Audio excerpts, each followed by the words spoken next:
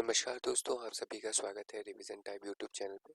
आज हम Indian polity का जो इम्पोर्टेंट क्वेश्चन डिस्कस कर रहे हैं उसका पार्ट 4 25 क्वेश्चन हम यहाँ डिस्कस करेंगे। पहला क्वेश्चन है, निम्नलिखित में से संघ सूची का विषय जो है वो नहीं है।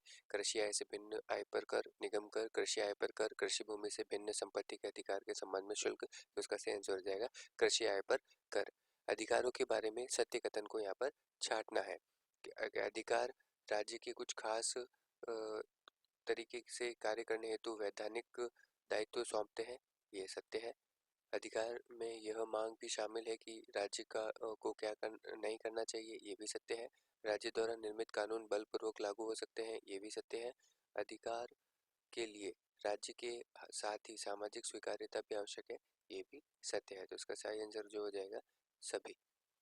निम्नलिखित में से किस दल को भारत के निर्वाचन आयोग द्वारा 7 जून 2019 को राज्य दल की मान्यता प्रदान की गई थी? राष्ट्रीय जनता पार्टी, राष्ट्रीय लोकतांत्रिक party, Bharat Vahini party, Bahujan Samaj party. तो उसका सही आंसर जो हो जाएगा राष्ट्रीय लोकतांत्रिक पार्टी। निम्नलिखित में से क्या नीति निर्देशक तत्वों में शामिल नहीं है? वाक और अभिव्यक्ति की स्वतंत्रता, समान नागरिक संहिता, मद्यपान निषेध, कुटीर उद्योगों को बढ़ावा नीति निर्देशित तत्वों में शामिल नहीं है, वो बताना है। तो इसका सही आंसर जो हो जाएगा वाक और अभिव्यक्ति की स्वतंत्रता। निम्नलिखित में से किस प्रधानमंत्री के कार्यकाल में संविधान की 9वीं अनुसूची में जन प्रतिनिधित्व अधिनियम 1951 को अंतः स्थापित किया गया था? गुलजारी लाल नंदा, इंदिरा गांधी, मोरारजी देसाई और पीवी नरसिम्हा राव। तो इसका सही आंसर जो हो जाएगा वो हो जाएगा इंदिरा गांधी। निम्नलिखित में से कौन सा एक कथन जो है वो त्रुटिपूर्ण है? संसद संसद को भारत के संपूर्ण राज्य क्षेत्र या उनकी किसी भाग के लिए विधि बनाने की शक्ति है, ये सही है। राज्य का विधानमंडल संपूर्ण राज्य या उसके किसी भाग के लिए विधि बना सकता है, ये भी सत्य है। संसद को राज्य क्षेत्रातीत विधान बनाने की शक्ति प्राप्त होती है, ये सत्य है। राज्यसभा अपनी कुल संख्या के 2/3 सदस्यों को संकल्प से राज्य सूची के किसी विषय को राष्ट्रीय महत्व घोषित कर सकती है, जो ये असत्य है। त्रुटिपूर्ण कथन पूछा था, तो इसमें असत्य कौन सा आ जाएगा? चौथा। नेक्स्ट क्वेश्चन है, निम्नलिखित में से कौन हेनरी जे हाइड एक्ट से संबंधित है? भारत और रूस सामरिक समझौता, भारत और अमेरिकी नागरिक परमाणु समझौता, भारत और चीन सीमा समझौता, भारत और बांग्लादेश व्यापार समझौता। तो इसका सही आंसर हो जाएगा भारत और अमेरिका नागरिक परमाणु समझौता हेनरी जे हाइड एक्ट से संबंधित है। स्वतंत्रता के पश्चात भारत में चुनाव प्रक्रिया में सार्वभौम मताधिकार का प्रयोग सर्वप्रथम कब किया गया था? कहाँ पे गया था? पंजाब में, राजस्थान में, आंध्र प्रदेश में और मणिपुर में। तो इसका सही आंसर जो हो जाएगा मणिपुर में। यहाँ पर प्रावधान दिए गए हैं और किस अनुसूची से संबंधित है हमें यहाँ पर वही बताना है। राज्य निर्वाचन आयोग के किसी अनुच्छेद 243 नागरिक नगरपालिकाओं आदि की शक्तियाँ, तो ये हो जाएगा अनुच्छेद 243 ब। नगरपालिकाओं का गठन, ये हो जाएगा अनुच्छेद 243 थ। नगरपालिकाओं की अवधि, ये हो जाएगा अनुच्छेद 243 प। तो इसका सही आंसर जो हो जाएगा तीसरा। निम्नलिखित में से कौन सा सिद्धांत प्लेटो से संबंधित नहीं है? नोटिएटिक मैन, अदृश्य हाथ का सिद्धांत, कानून का स्वर्ण सूत्र और राज्य एक आदर्श के रूप में। तो इसका सही आंसर जो हो जाएगा कौन सा प्लेटो संबंध नहीं है? अदृश्य हाथ का सिद्धांत। उद्देशिका में वर्णित शब्दों का सही क्रम जो आता है वो क्या है यहाँ पे बताना है। पंथ निरपेक्ष, न्याय, राष्ट्रीय स्वतंत्रता और राष्ट्र की एकता और अखंडता। तो यही इसका सही आंसर हो जाएगा कि सही क्रम में जो व्यवस्थित है। भारत के संविधान में एक सशक्त केंद्र वाली संघात्मक व्यवस्था ली गई है, कहाँ से ली गई है? तो ये ली गई है हमारे कनाडा से। निम्नलिखित में से कौन सा कथन राजस्थान राज्यपाल की शक्तियों के बारे में सही है? सही कथन यहाँ पे हमको बताना है कि यह विधानसभा भंग नहीं कर सकता, तो ये गलत। यह अध्यादेश जारी नहीं कर सकता, गलत। यह विधानसभा में सदस्यों को मनोनीत नहीं कर सकता, गलत।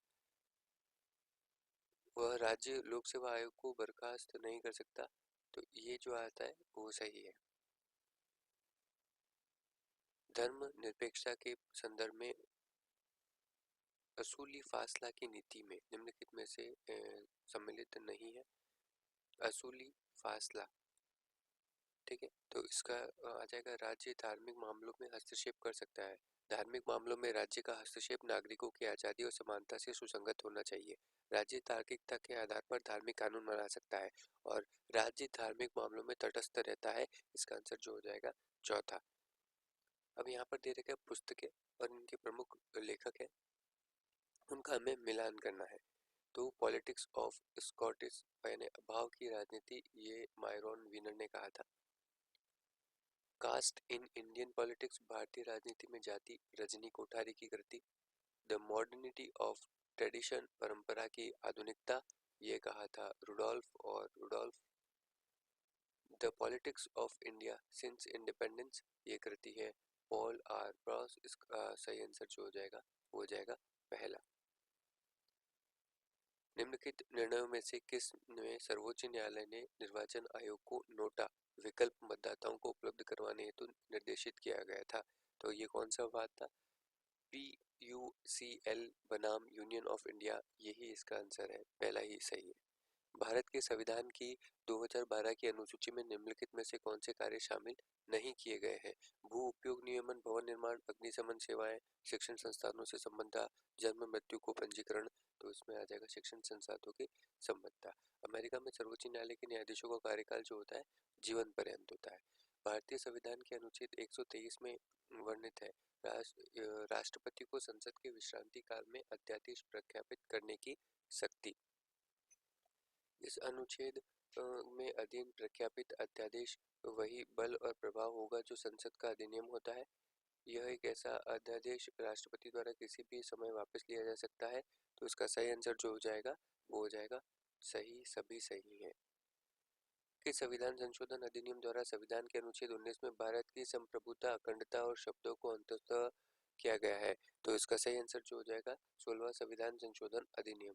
भारत में प्रथम लोकसभा चुनाव 1952 में कितने राष्ट्रीय दलों ने भाग लिया था? तो राष्ट्रीय दल कितने राष्ट्रीय दलों ने यहाँ पे भाग लिया था? 12, 13, 14 और 15। तो यहाँ सही आंसर हो जाएगा 14। निम्नलिखित में से वयस्क मताधिकार को व्यापक लूट की संज्ञा देने वाले कौन से विचारक थे? Lord Macaulay. जब कोई सार्वजनिक पदाधिकारी अपने निर्धारित कर्तव्यों का निर्वहन नहीं करता है और निर्वहन करने से मना करता है तो भारतीय संविधान के अनुच्छेद 32 के अंतर्गत निम्नलिखित में से कौन सा आज्ञा पत्र जारी कर उस पदाधिकारी को अपने निर्धारित कर्तव्य निर्वहन के लिए आदेशित किया जाता है?